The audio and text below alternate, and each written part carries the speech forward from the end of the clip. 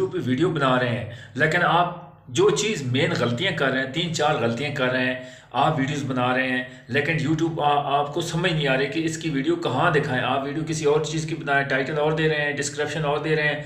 आपकी मेन जो चीज़ है, मेन आप जो वीडियोस में बोल रहे हैं वो आपको नहीं पता कि मैंने क्या वीडियो में बोलना है, टाइटल क्या लगाना है, मेन कौन से मैं जो मिस्टेक कर रहा हूँ। जब तक आप मिस्टेक को कवर नहीं करेंगे, आप कभी भी आपकी वीडियो वायरल होने के चांसेस बिल्कुल नहीं है, क्योंकि आपको पॉलिसीज़ का ही नहीं पता।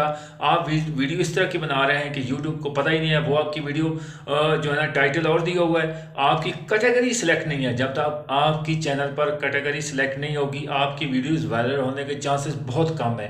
क्योंकि आपको अगर इतनी अच्छी वीडियो बना रहे हैं, इतना टाइम दे रहे हैं, यूट्यूब पे टाइम वेस्ट कर रहे हैं, तो प्लीज़ मेहनत कर रहे हैं तो प्रॉपर देखें, पॉलिसीज़ देखें। उसके बाद देखें कि मेरी वीडियोज़ में कौन सी मिस्टेक हो रही है जो मैं उसको कवर करूँ और फ़ौरन यूट्यूब पे